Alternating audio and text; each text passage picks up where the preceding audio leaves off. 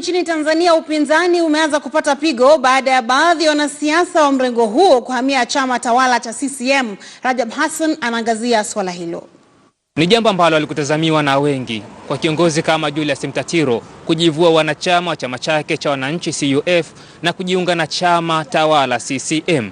Inafahamika Julius Mtatiro amekuwa mpinzani ambaye alisema kila lile ambalo aliliona halifai lililofanywa chama tawala CCM. Julius Mtatiro mbele ya wanahabari katika mkutano alioandaa ameeleza wazi nia yake ya kujiunga na Chama cha Mapinduzi CCM. Kwa kuanzia hivi sasa na kwenda mbele, naanza kushiriki kikamilifu kutumia vipaji vyangu vyote vya uongozi kuisaidia nchi yangu, serikali yangu, Watanzania na watu wote wenye nia njema. Na nimejiridhisha kwamba Watanzania wana matatizo mengi na yanahitaji watatuzi. Lakini pia nikazingatia kwamba baadhi ya watatuzi muhimu wa matatizo hayo, watu wenye vipawa na uwezo nikiwemo mimi binafsi, hawana majukwaa mwafaka ya kufanya hiyo kazi. Julius Mtatiro ni kiongozi ndani ya chama cha wananchi CUF, na kujivua kwake wanachama kumeibua hisia iwapo Tanzania, nchi inayoamini katika demokrasia, ina wapinzani wa kweli ama la. Rajab Hassan, KTN News, Dar es Salaam. Na mtazamaji, tukisalia nchini Tanzania, wanahabari wanafanya kazi zao kwa hofu, ambapo katika kipindi cha miezi miwili wanahabari 5 wameingia katika mgogoro na polisi wa nchi hiyo.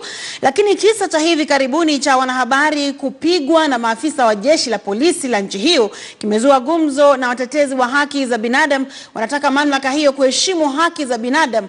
Mwanahabari wetu Rajab Hassan ana maelezo zaidi kutoka jijini Dar es Salaam nchini Tanzania. Mwanahabari nchini Tanzania sasa ni miongoni mwa wafanyakazi wanaoishi kwa hofu.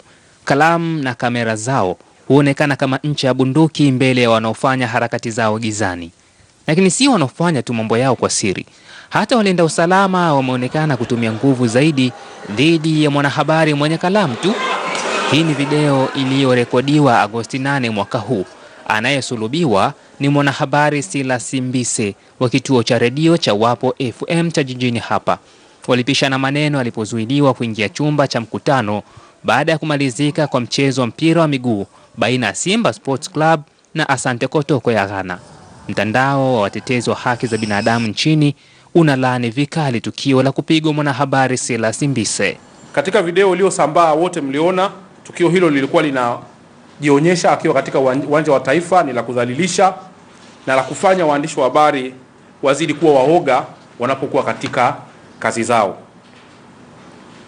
Tukio jingine lililotokea katika siku hiyo ni mwandishi wa gazeti la Tanzania Daima, ndugu Sita Tuma, naye alipigwa na kukamatwa na maafisa wa polisi siku hiyo tarehe 8 Agosti 2018. Ndugu Tuma alikamatwa alipokuwa akichukua habari katika mkutano wa kampeni za uchaguzi mdogo wa diwani huko Tarime. Kwa mujibu wa mtandao huu, matukio ya ukiukwaji wa haki za binadamu kwa wanahabari yamekithiri hapa nchini. Katika kipindi cha miezi miwili tu, hadi sasa wanahabari 5 wamekumbana na nguvu ya askari polisi. Hivyo ni muda muafaka Tanzania kuchukua hatua zaidi. Mtafahamu kwamba Tanzania sio mwanachama wa huu mkataba ambao unazuia utesaji na vitendo ambavyo vinakiuka vinavyotweza utu wa binadamu. Kwa hiyo tunaomba serikali sasa ifikie wakati sasa waweze kusaini huu mkataba na kutengenezea sheria ili vitendo vyote ambavyo vinakiuka haki za binadamu, kutesa watu pamoja na kutweza utu wa binadamu viweze kuwa kwenye sheria sasa. Tukio la kupigwa kwa mwanahabari Silas Mbise hivi sasa lipo katika ngazi ya uchunguzi chini ya Jeshi la Polisi Tanzania. Na mtandao wa watetezi wa haki za binadamu Tanzania unasisitiza Jeshi la Polisi na mamlaka zote nchini kutii haki za binadamu na kuheshimu wanahabari ambao ni kundi muhimu kwa ustawi wa Tanzania. Rajab Hassan, KTN News,